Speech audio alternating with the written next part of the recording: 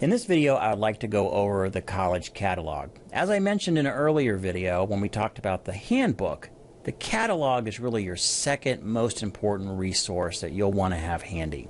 So please make sure that you download the PDF of the college catalog and always have that at the ready for yourself. You can always find it on our website, of course, and you can always find the most current edition on our website. Every year, every academic year, we have a new college catalog. You'll want to download that every year. Now today what I'm going to do is just highlight some of the more frequently used sections of the college catalog. Again, just like with the handbook, the program handbook, this is not meant to be an inclusive review of everything in the catalog. There's no way I could do that. It would take hours. But it will kind of guide you to where you can find some of those resources and information that's, again, most frequently used by our students. So with that, let's spend the next few minutes and go over some of those sections in the college catalog.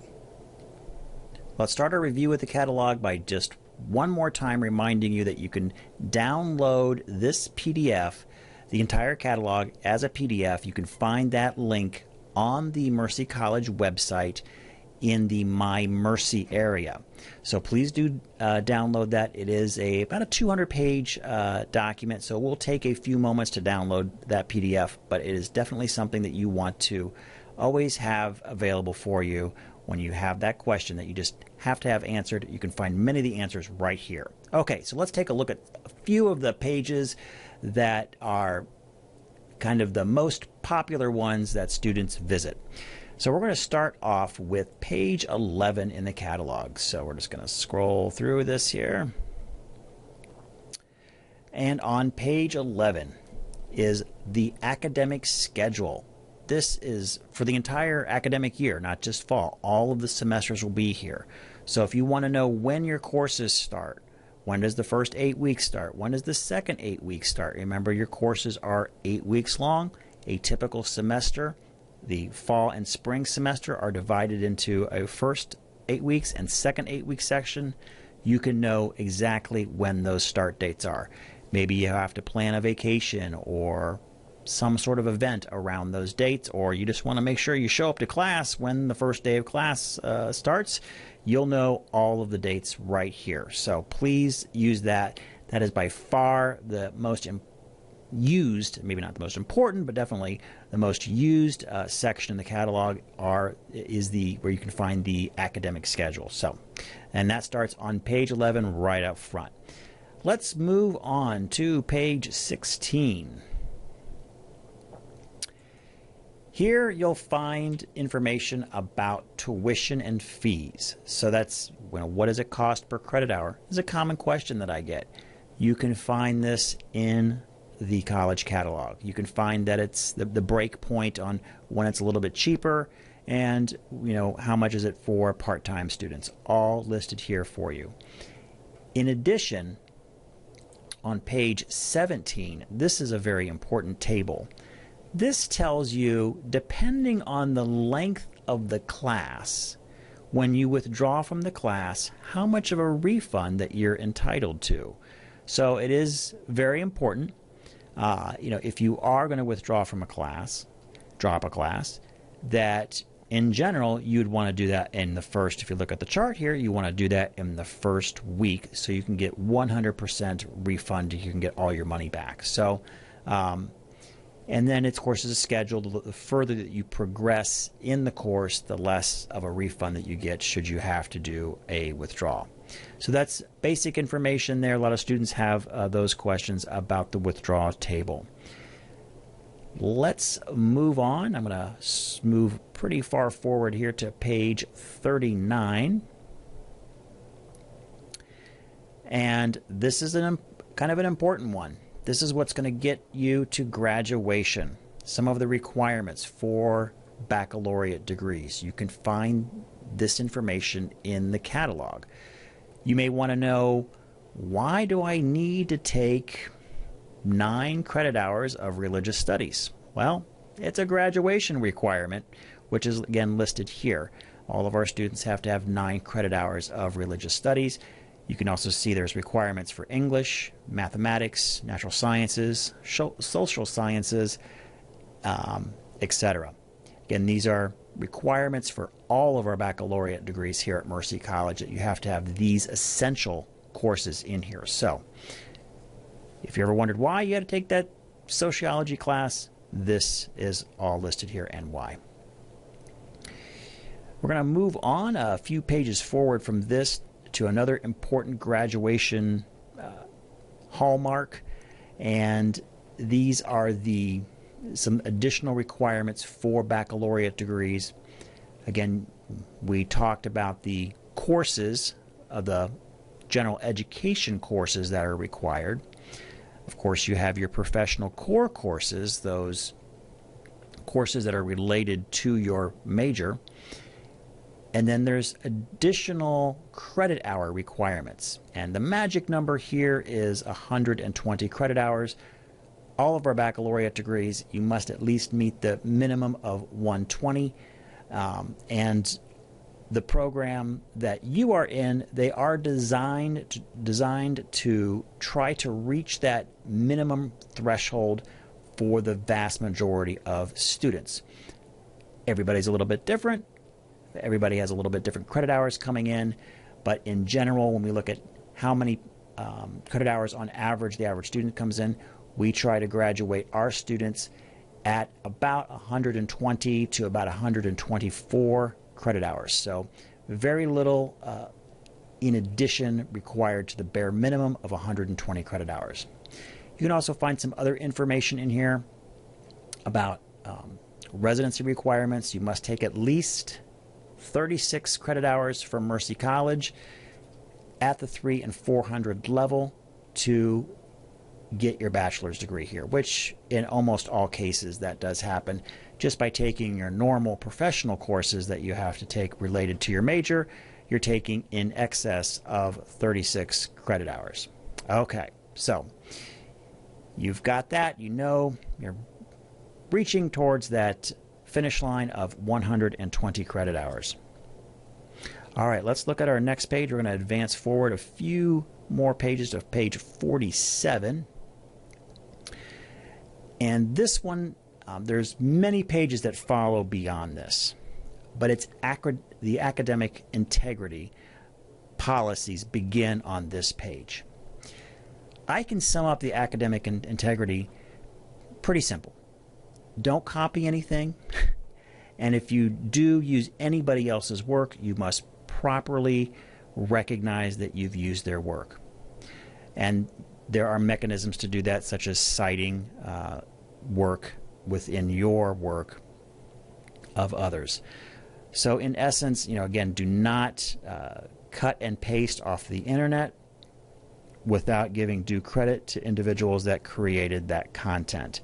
If you are plagiarizing, that can be considered a violation of academic integrity and may lead to dismissal from the program. So please don't do it. If you have any questions about what plagiarism is, or you have some questions about whether what you're doing would violate our academic integrity policies, please ask your instructor, or you can always ask me and I'll be able to assist you with that. One of the things that we use here at the college is something called Turnitin.com. You may be familiar with this. Many institutions of higher ed use Turnitin.com. But basically what we do is we take a written work, let's say if you've written a term paper, and we submit it to this company, Turnitin.com, and they have an immense database. That is, it is amazing on how big it is. And I think it must be tied into Google as well. And it sifts the entire document for any phrases, words, sentences that are matched to almost anything out there that's been written. So do not think that you can pull one over on Turnitin.com.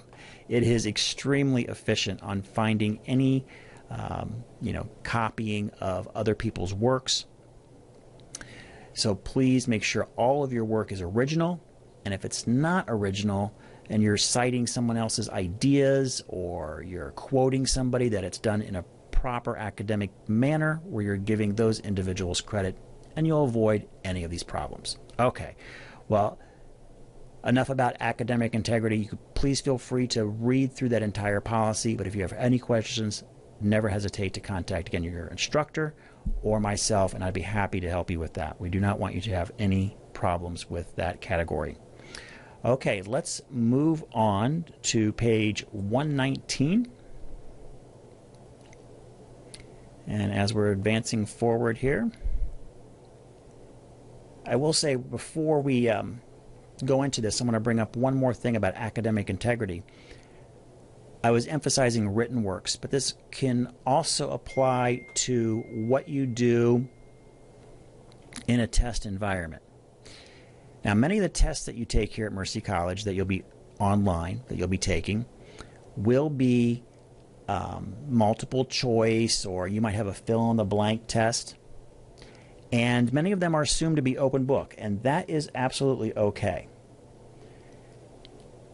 What is not okay is, unless the instructor says so, is team efforts on quizzes or tests. So please be, you cannot share answers.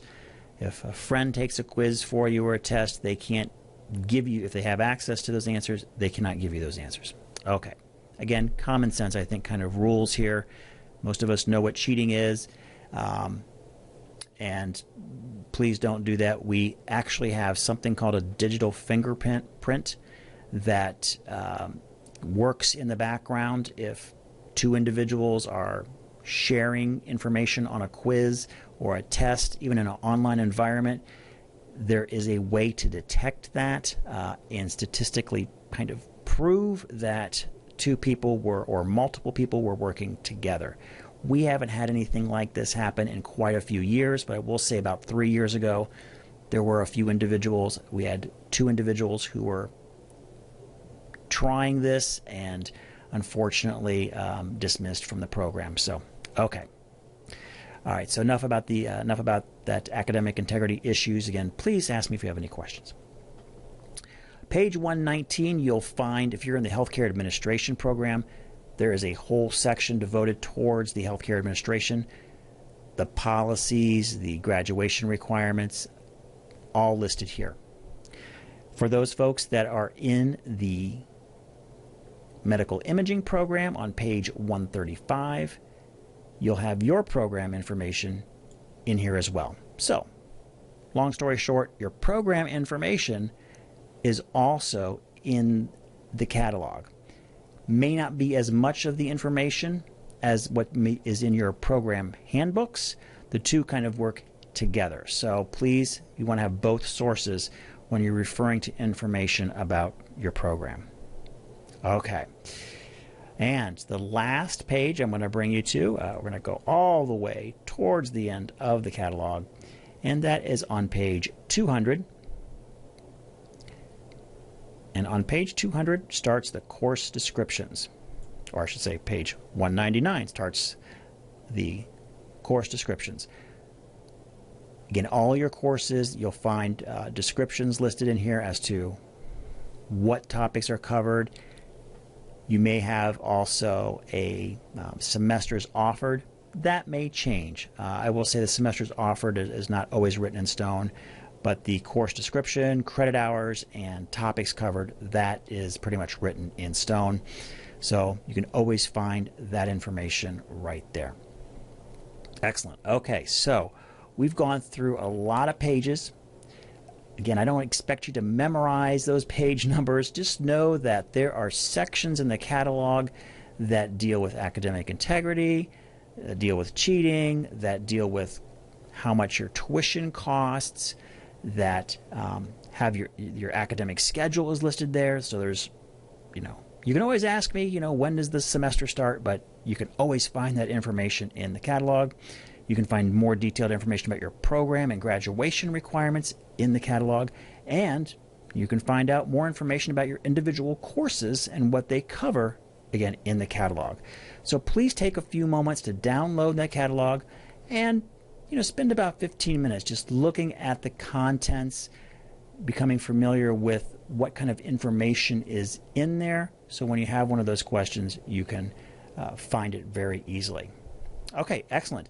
Thank you for watching this brief review of the Mercy College Catalog.